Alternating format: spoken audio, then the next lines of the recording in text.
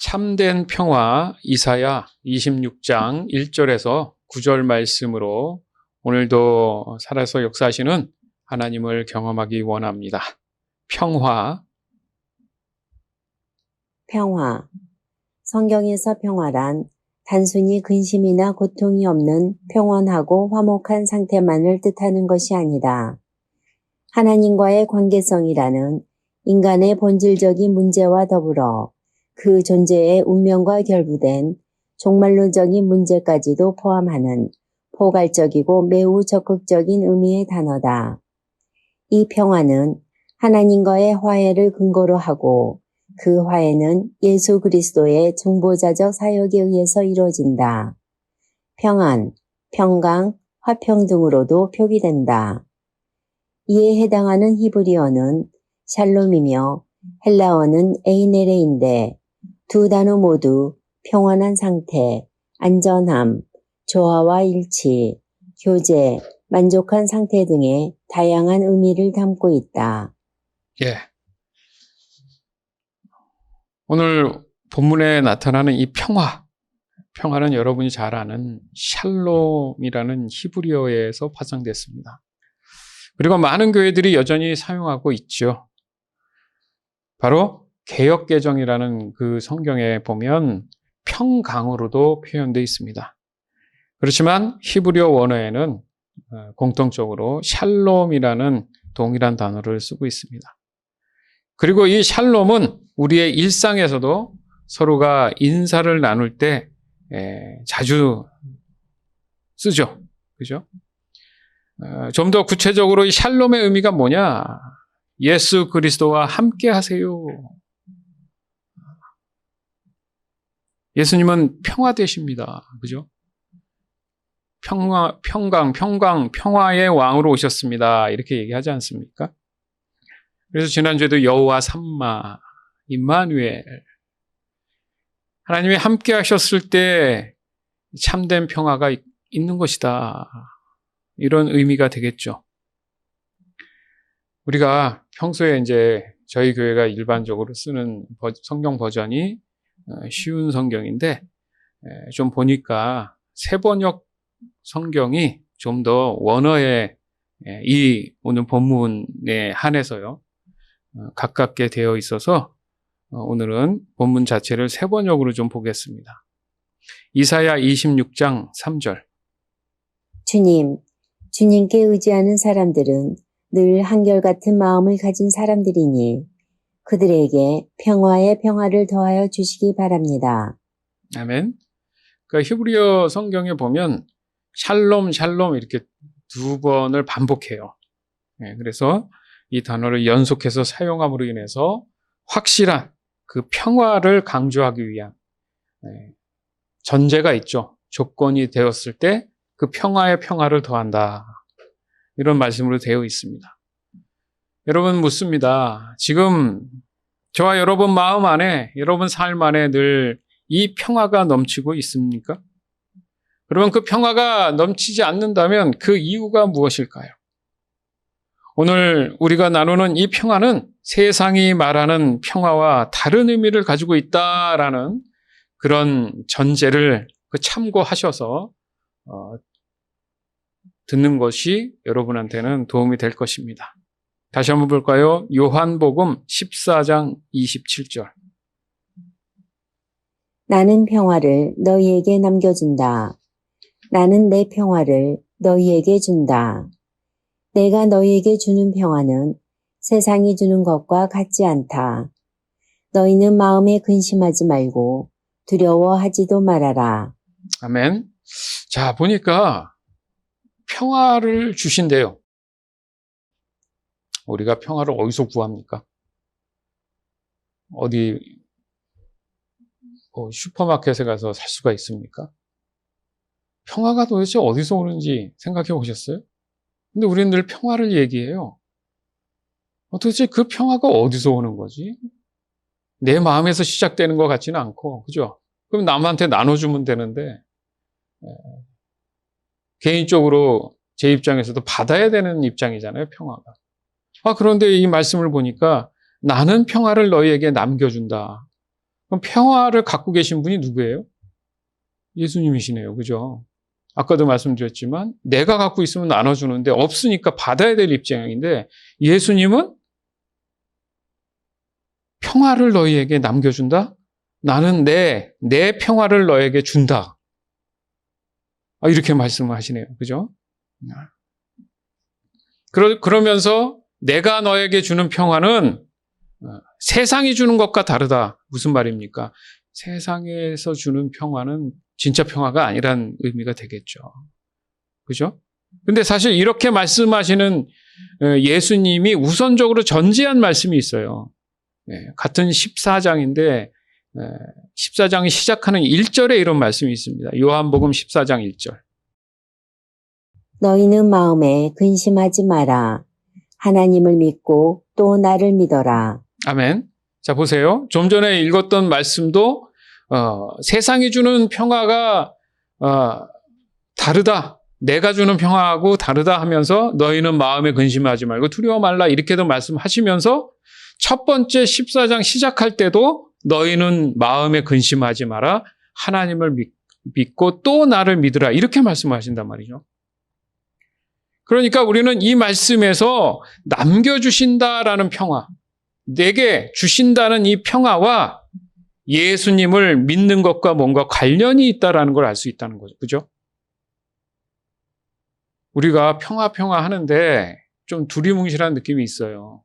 어디서 오는지도 몰랐는데 오늘 말씀을 보니까 예수님 자체가 평화했고, 그죠? 근데 그것이 믿음과 관련이 있다.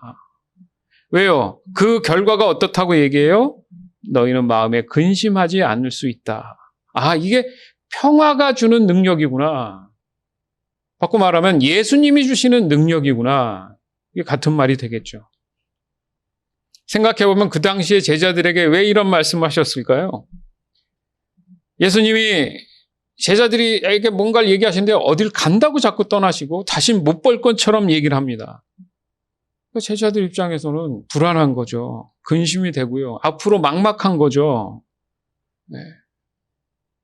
그러니까 마음에 그 혼란함이 빠져 있다 보니까 이제 마음이 우왕좌왕하는 거예요.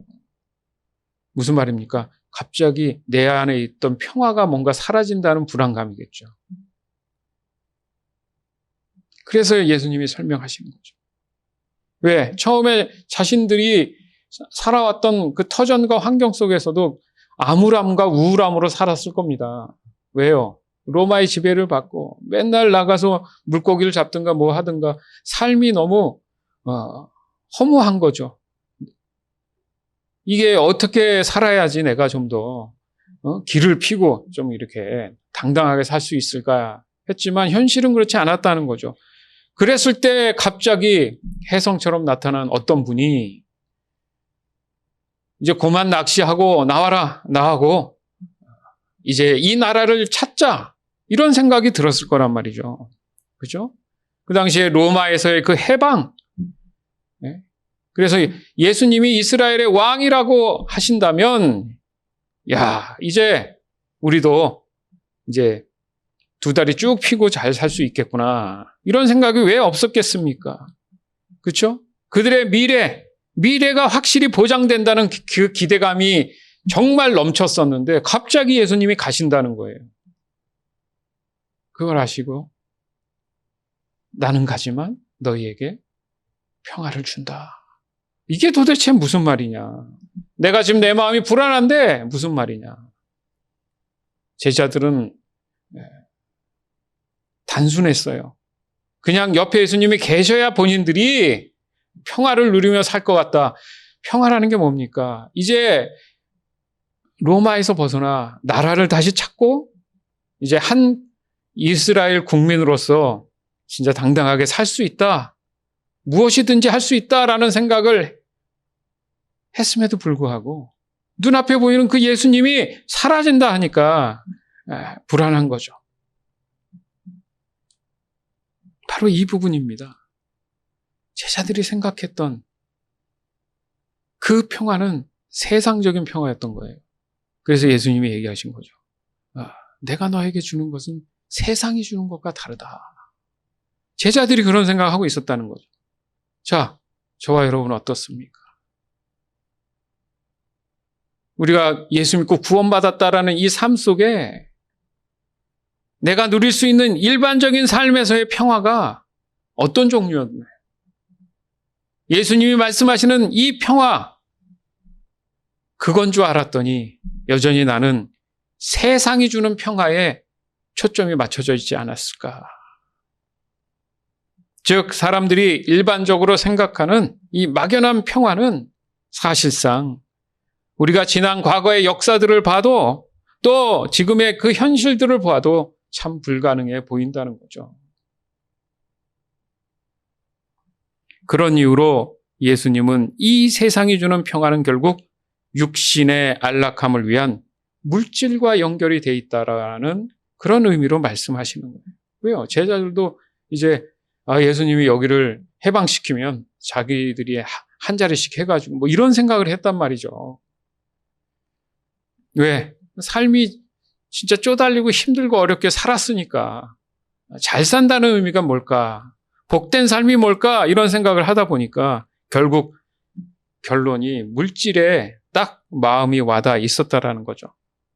그런데 갑자기 예수님이 가신다니까 그 자체가 평화가 깨진다고 생각할 수밖에 없었다는 거죠. 따라서 성경이 말씀하시는 평화는 결국 예수님과 관련이 되어 있고 예수님이 없다라는 그 사실 자체가 어떤 평화도 존재할 수 없다라는 것을 우리가 알 수 있다라는 겁니다. 더 나아가서는 믿음이죠, 믿음. 즉 예수님이 나의 구주 되신다는 그 사실을 믿는 일이죠. 그죠? 그러나 이 또한 세상의 개념에서의 평화를 위한 믿음이라면 맞잖아요, 제자들도. 저와 여러분도 믿는 이유가 잘 먹고 잘 살려고 물질적이고 뭐 그런 이유라면 그런 믿음이라면 결코 그 사람이 예수님으로 인해서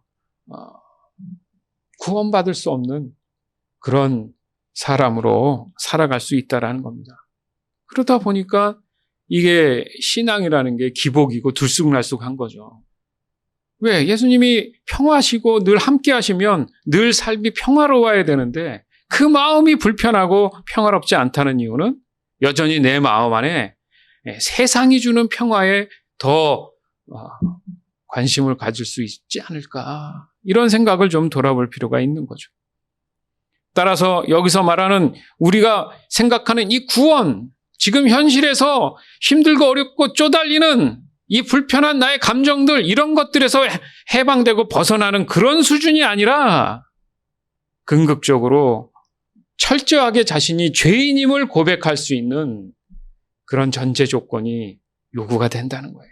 참 평화를 얻기 위해서는. 시편 51편 5절에서 7절. 그렇습니다. 나는 태어날 때부터 죄투성이었습니다. 어머니가 나를 임신했을 때부터 나는 죄인이었습니다. 주는 정말로 내 속에 진실이 있기를 바라십니다. 주는 내 마음속에 지혜를 가르치십니다. 우슬초로 나를 씻겨주소서. 그러면 내가 깨끗해질 것입니다. 나를 씻어주소서. 그러면 내가 눈보다 더 하얗게 될 것입니다. 아멘. 결국 이거잖아요. 회개하고 구원에 대한 예수님을 받아들이고 죄에 대해서 깨끗해진다. 그 당시에 우슬초에 어린 양의 피를 발라서 밖에 문지방에 발라놓으면 죽음이 넘는다 해서 유월절이고 결국 우슬초가 예수님이시죠. 예수님이 흘리신 보혈의 피로 인해서 구원함을 얻게 된다. 왜 그런 일을 하느냐? 이미 태어날 때부터 죄투성이고 어머니가 나를 이미 뱃속에 임신하셨을 때부터 나는 죄인이다. 이것을 깨닫는 것. 그래야지만이 예수님과 내가 함께 할 수 있기 때문에 이 전제 조건이 있다라는 거죠. 우리가 가끔 얘기하잖아요. 애기들이 태어나서 이렇게 관찰해 보면 굉장히 이기적이죠. 누가 안 알려줘도 시기 질투하고요. 막 가지려고 하고 누가 자기 것 뺏으면 막 울고 단어 한 번도 알려준 적이 없어요. 그런데 그런 어린애가 아니라 정말 태어날 때부터 착하면, 선하면 누가 달라 그러면 주고, 예? 자기는 좀 참고 뭐 이런 게 있어야 되는데 그렇지 않잖아요. 그러니까 돌봐야 되잖아요. 맞죠? 아무것도 할 수 없으니까 돌봐야 되잖아요.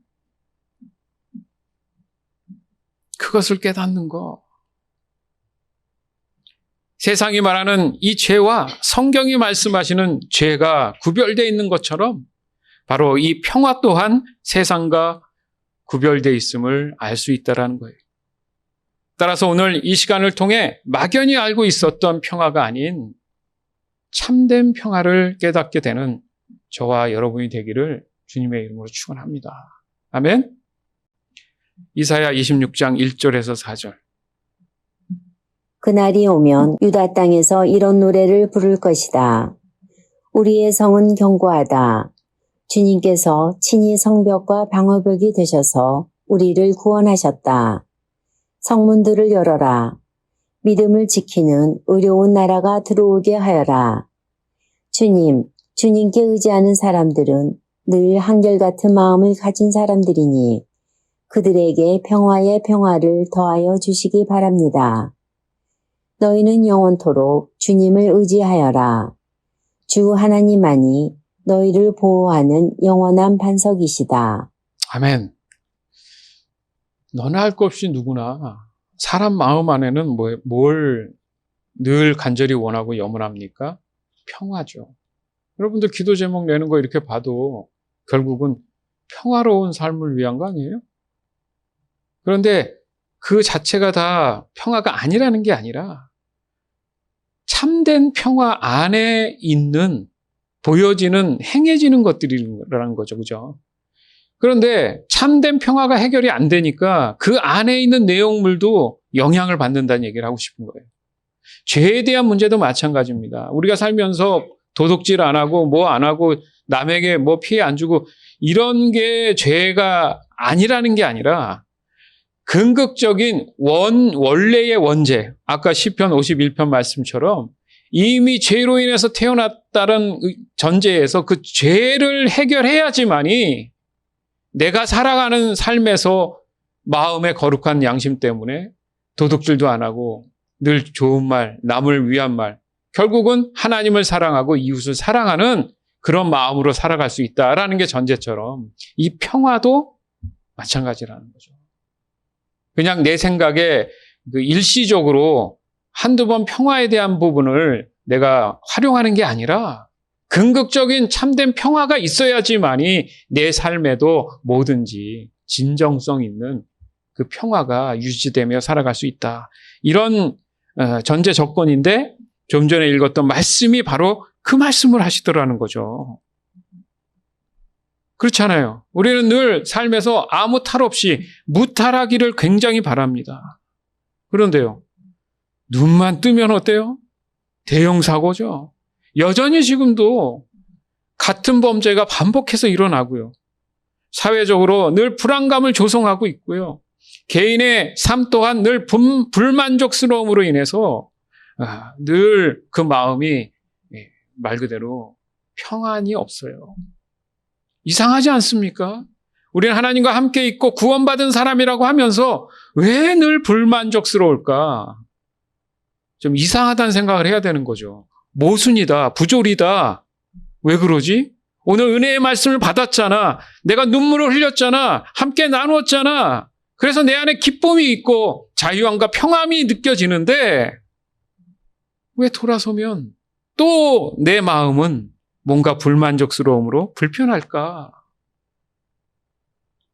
그 의구심이 있어야지 돼요. 그리고 그것에 대해서 하나님께 묻고 해결받아야 된다는 얘기죠. 가뜩이나 지금 몇 년 새 이 코로나 사태 때문에 사람들은 정신적으로, 육체적으로 보이지 않는 심각한 후유증을 앓고 있습니다. 저나 여러분도 마찬가지예요. 아니라고 하면서도 뭔가 있어요. 사람이라는.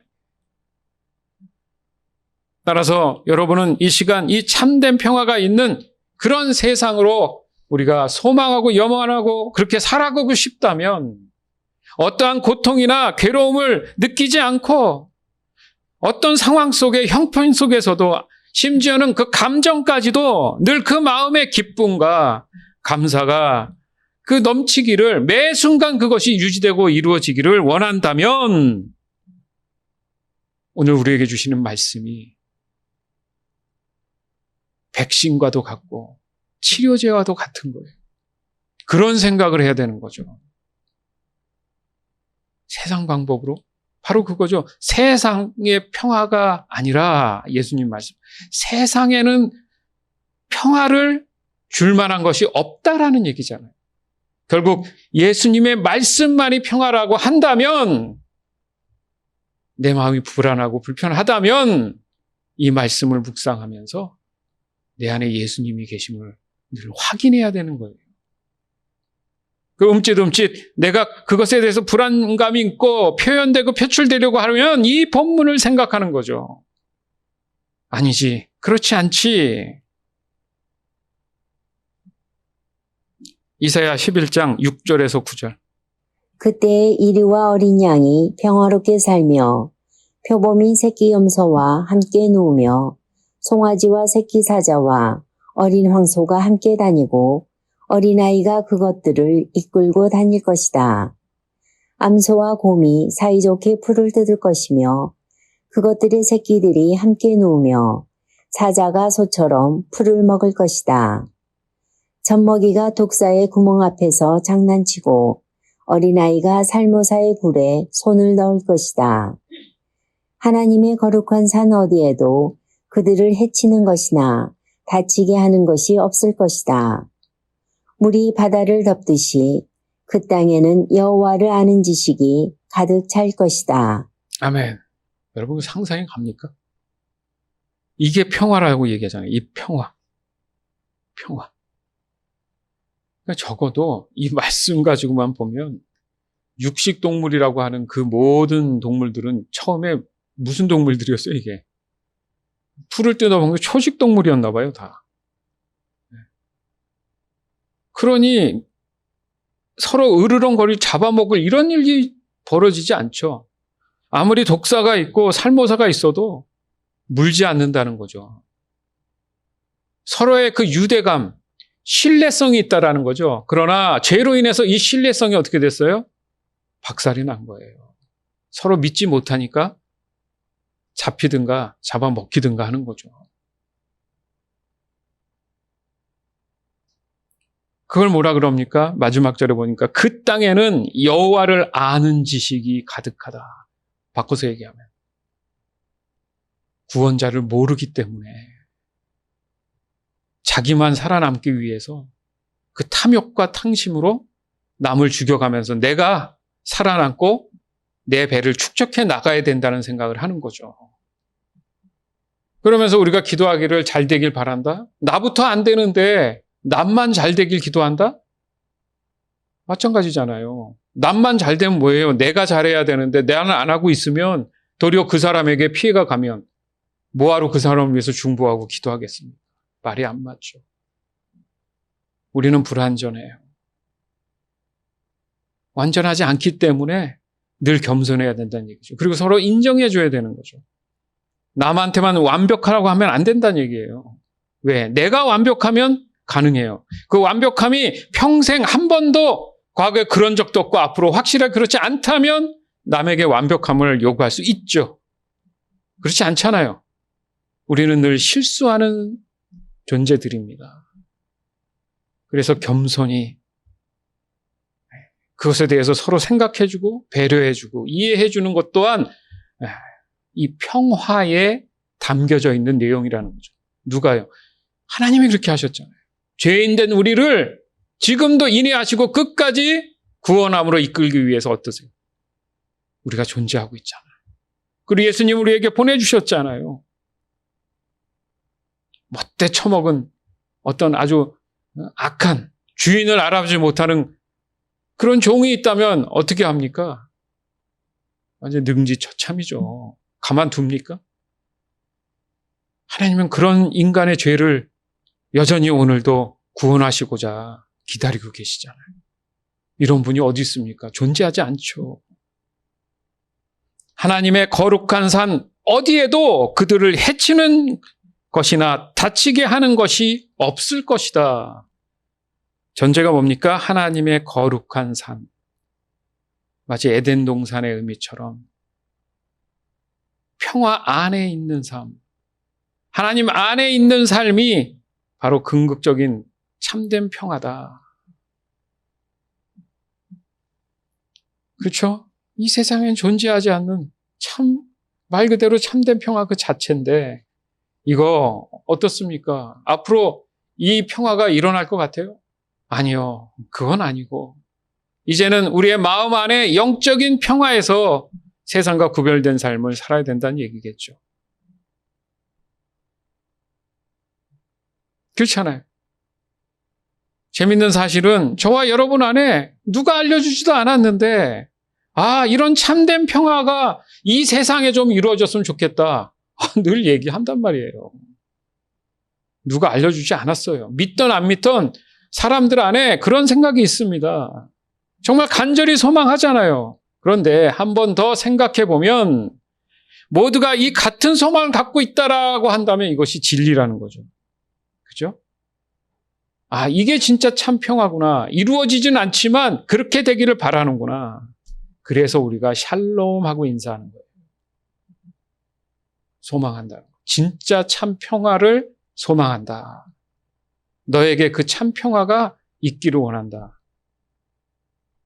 따라서 예수님 자체가 곧 샬롬이 되시는 거예요. 무슨 말입니까?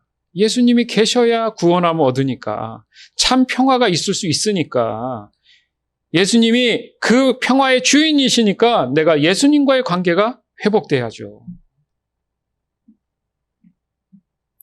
왜요? 예수님은 평화의 왕으로 오셨다고 분명히 말씀하셨으니까. 즉 세상에 참된 평화를 주시기 위해서 바로 이 죄의 사망에서 자유해야만이 했던 것이죠. 이것을 우리는 죄로부터 구원함을 얻었다 이렇게 표현을 하는 거예요. 이걸 한마디로 뭐라고요? 샬롬이다. 그 샬롬이라는 인사가 어마어마한 겁니다. 네. 미국에 오면 비슷한 맥락이 God bless you죠.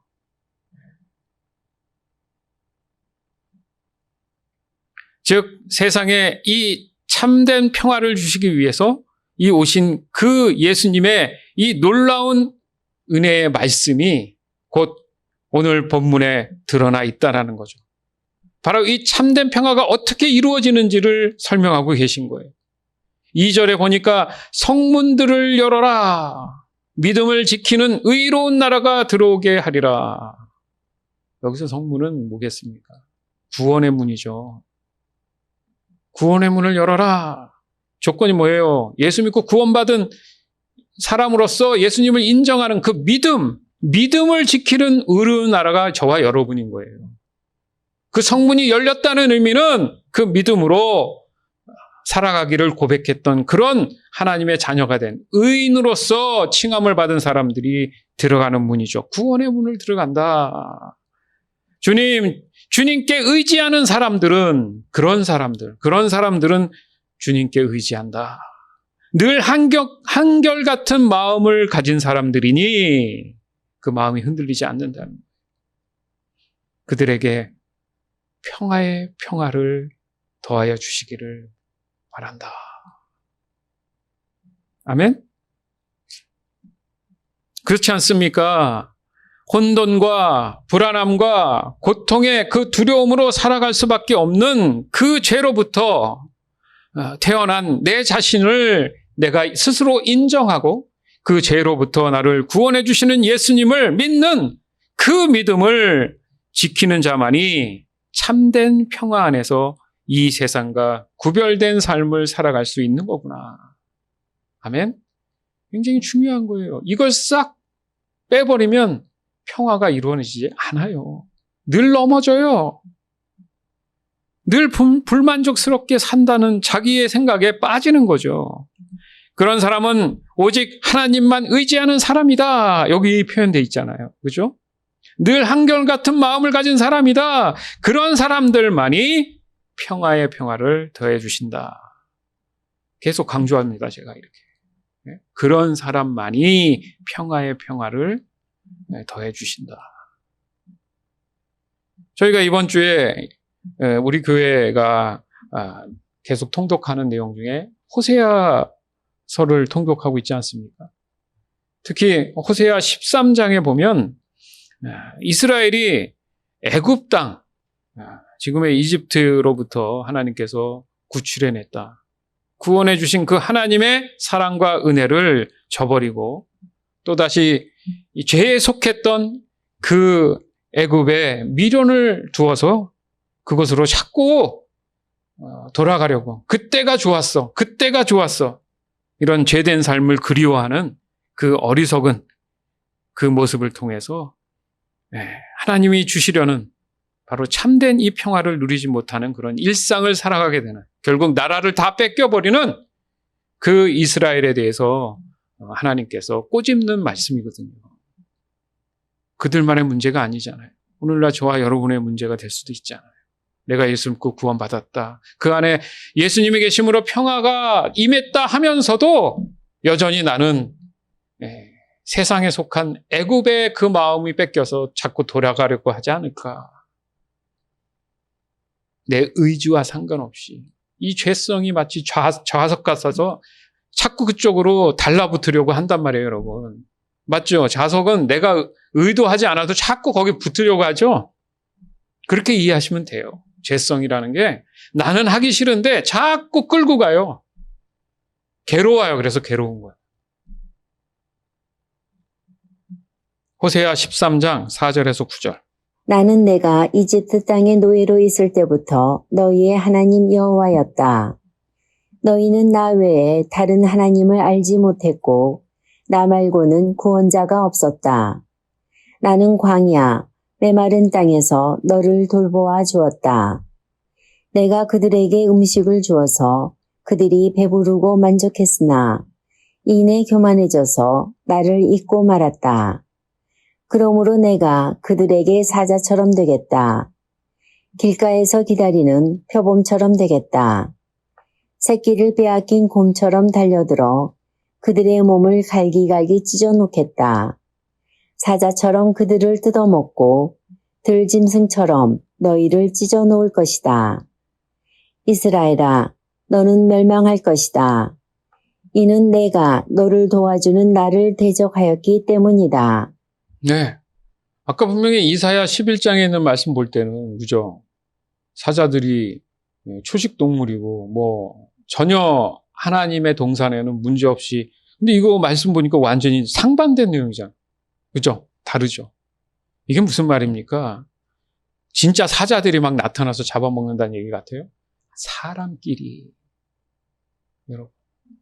사람끼리. 맞죠? 무슨 동물의 왕국입니까? 막 사자들이 어디서 나타나가지고 물어뜯어요? 사람끼리 이런 일이 벌어진다는 거예요. 예? 그러고 있잖아요. 우리의 삶을 이렇게 보면 서로 막 헐뜯고 잡아먹으려고 하고, 맞죠? 왜 그렇대요? 노예였잖아요. 죄의 노예로 살아갔던 그들의 모습 가운데에 구원해 주신 분은 유일하게 하나님이시다. 우리의 구원자는 예수 그리스도시다. 나 말고는 구원자가 없다. 왜 광야로 갔는지 여러분 곰곰이 생각 안 해보셨어요? 하나님이? 보세요. 지나가는데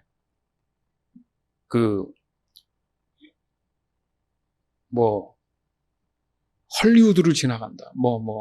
유명한 어떤 뉴욕을 지나간다. 이렇게 가로질러 간다고 생각해 보세요. 사람들이 막 보면서, 우와. 안 되겠죠. 그죠? 이해되시죠? 왜 광야로 갔는지. 그 마음의 욕심을 다 내려놓기 위해서는 아무것도 안 보여야 되는 거예요. 그리고 음식도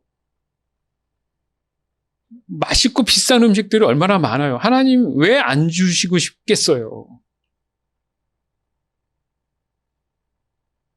욕심 생길까 봐. 또 하나님 놓칠까 봐. 딱 필요한 만큼만. 그렇다고 굶어 죽지는 않잖아요. 딱 하루 먹고 저장 안 해도 되는, 저장했다가 다 썩잖아요. 그러니까 이스라엘 백성은 뭘 할 필요가 없어요. 성경 어디에 말씀 보면 옷도 신발도 헤어지지 않았다 그래요. 그러니까 살아가면서 어떻게 먹고 살까? 의식주를 어떻게 해결할까? 전혀 신경 안 쓰고 살아가게끔, 하나님께만 집중하게끔 하시려고 광야길을 가게 하신 거지. 우리가 생각하면 그러잖아요. 광야에는 뭐 아무것도 없는데요. 왜 도시로 가야 된다. 도시로 가야 된다. 요즘 다큐멘터리 봐도 그래요. 사람들한테. 아, 왜 서울로 오십니까? 아, 왜 뉴욕으로 오십니까? 이렇게 인터뷰하는 게 있더라고요. 거리가 막 3시간씩도 오는 분도 있고. 옛날에도 그러잖아요. 말은, 한국 속담에 말은 제주도로 보내고 사람은 서울로 보내라. 치중돼 있잖아요. 좀 외곽이고 시골이면 이상합니까? 저는 반문하죠. 그럼 왜 도시에 살면서 왜 가끔 시골에 가서 힐링하려고 해요? 그 말이 안 맞아요, 다. 시골 농사 짓는 분들이 거기가 그럼 뭐 힐링 한가합니까? 농사 짓는 분들이 더 힘들어요. 네? 무슨 말입니까? 모든 게 다 부조리예요. 뭐 만족할 수 있는 게 뭐가 있어요? 결국 눈앞에 아무것도 없는 게 차라리 편한 거죠. 그러면 하나님이 다 해주시면 나는 감사함으로 주시는 만큼 누리면서 살면 되는데 사람들의 욕심은 그렇지 않다는 거예요. 그 와중에 그 사이에도 내가 그들에게 음식을 주어서 배부르게 만족하게 했는데 이내가 뭐예요? 바로 배 딱 부르니까 교만해져서 아유 배부른데 하나님이 뭐가 필요 없어. 왜? 먹다 보니까 뭐가 생각나요? 예전에 애굽 생활이 생각나는 거야. 거기에 막 투덜거리고 우리가 언제까지 이렇게 살아야 되느냐. 내가 무슨 노예로 태어나가고 이게 뭐 하는 짓이냐. 진짜 막 투덜투덜 했음에도 불구하고 그때 생각이 나는 거야. 왜? 이미 자기가 경험한 게 있잖아요. 아무리 그래도 내가 이리저리 잘 빼돌려가지고 그 금은 보아도 모았고 뭐 이렇게 그 생각을 하는 거예요. 그 생각을.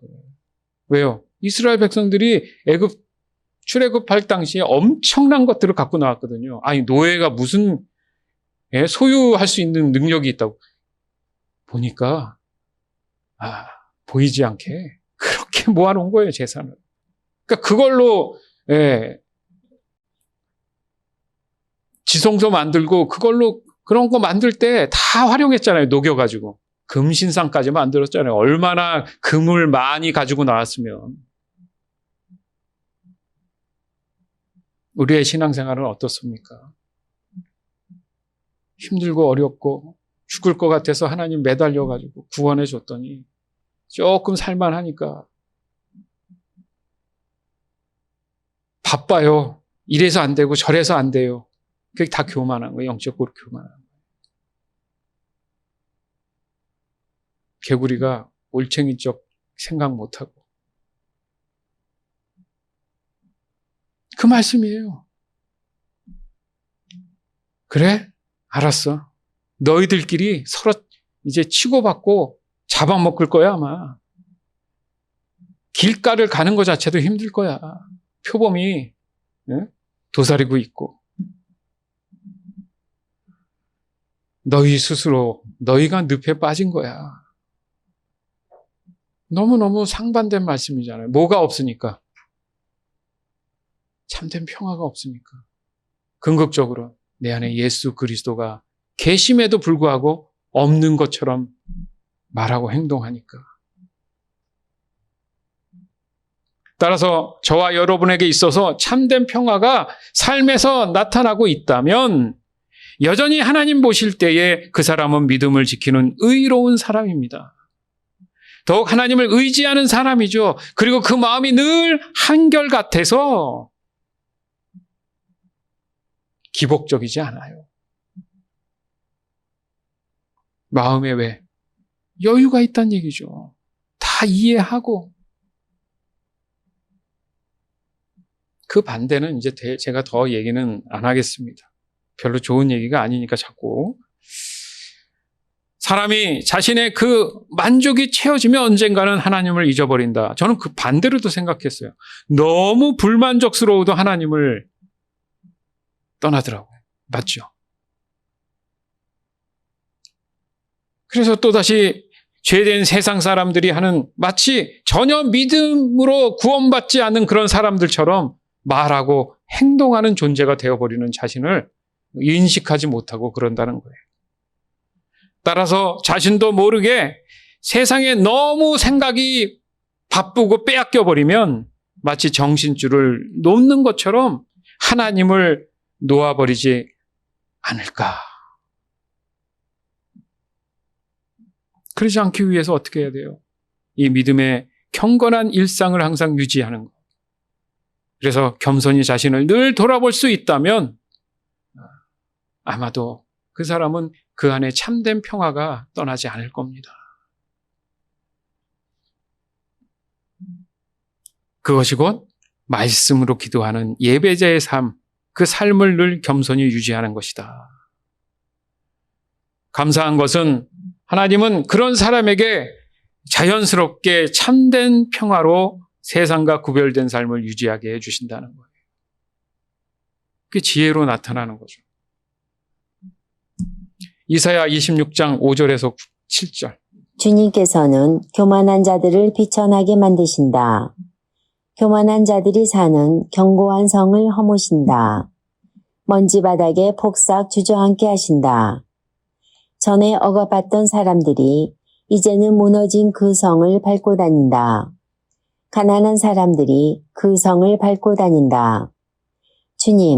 주님께서는 의로운 사람의 길을 곧게 트이게 하십니다.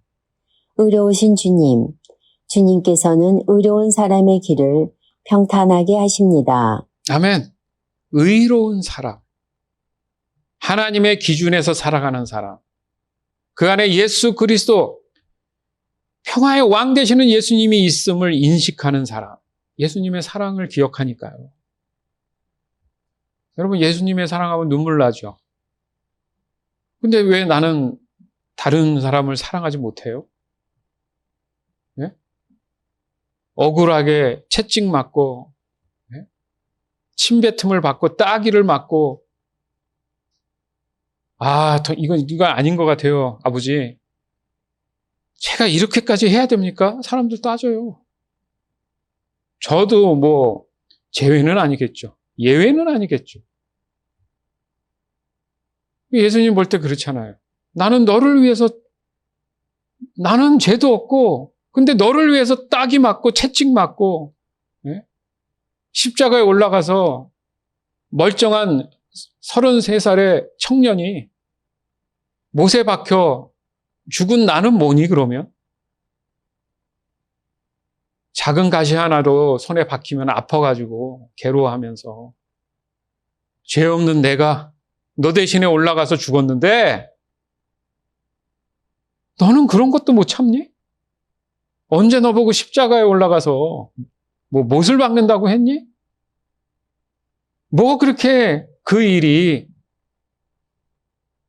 용서 못할 일이고 배려 못할 일이고 이해하지 못할 일이니? 이렇게 얘기하실 것 같다는 거죠.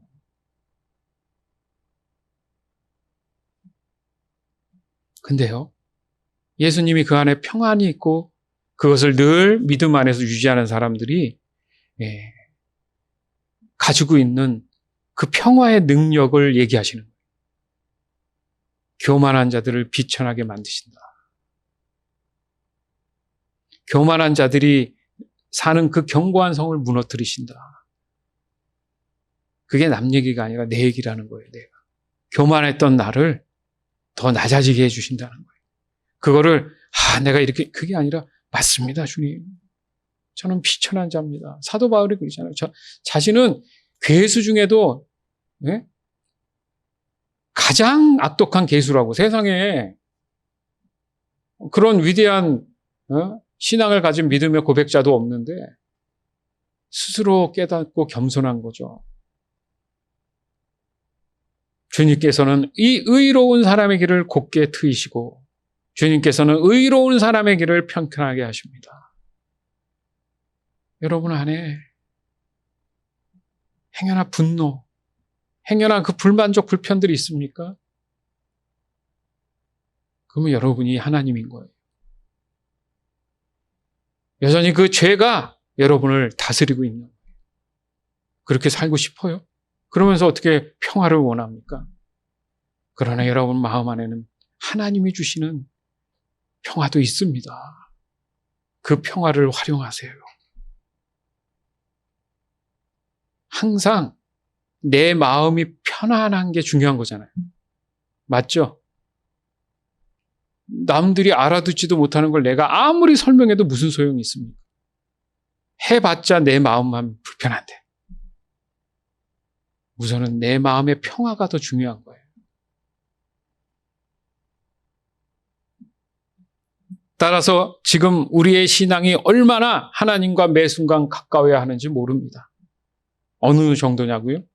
지금 내가 생각하는 것의 100배 이상은 하나님과 가까이 해야 된다는 생각을 해야 돼요. 그리고 그렇게 실천해야 되는데 100배 이상 해야 그래도 거기서 건질 수 있는 게 한 60배? 기준을 좀 높이 갖는 게 나아요. 적게 가지면 마이너스예요. 그런 생각을 해야 되는 거죠. 움찔움찔, 이러면 안 되지. 왜? 아까도 말씀드렸지만 평화와 같은 단어로 화평을 얘기하잖아요. 그리고 이 사전적 정의에서도 이 평화를 설명할 때 하나님과의 관계 회복, 화평이 포함되어 있다고 분명히 얘기하잖아요.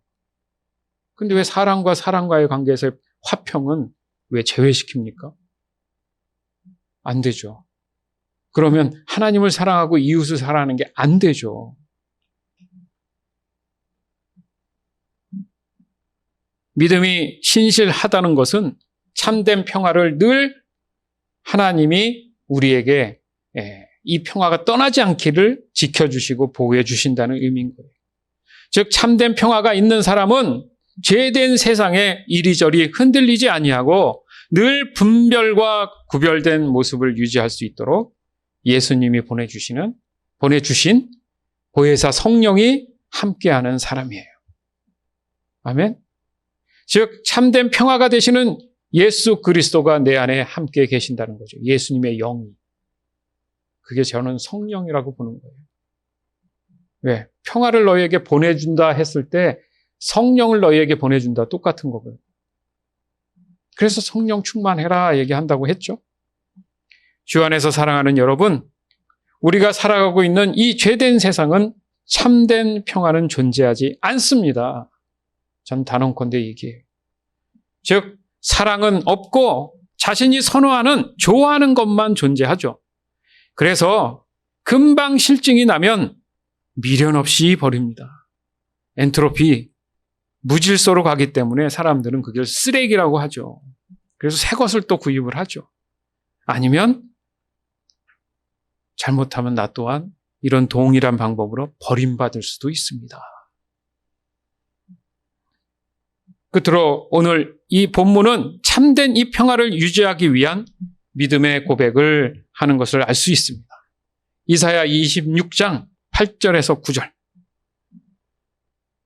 주님, 우리는 주님의 율법을 따르며 주님께 우리의 희망을 걸겠습니다. 우리가 주님의 이름을 사모하고 주님을 기억하겠습니다. 나의 영혼이 밤에 주님을 사모합니다.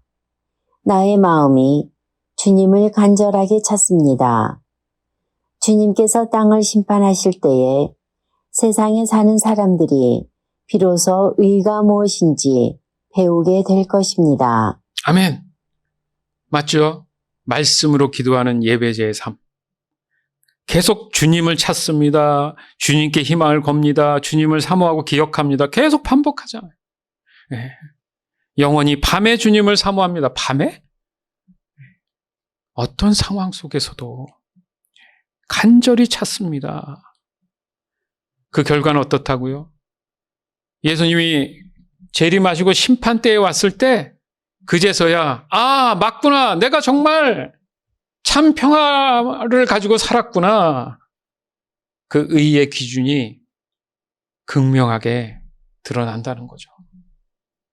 따라서 오늘 이 믿음의 고백으로 매 순간 하나님이 주시는 참된 평화로 죄된 세상 속에서도 거룩하고 구별된 삶을 유지하며 살아가게 되는 저와 여러분이 되기를 주 예수 그리스도 이름으로 간절히 축원합니다.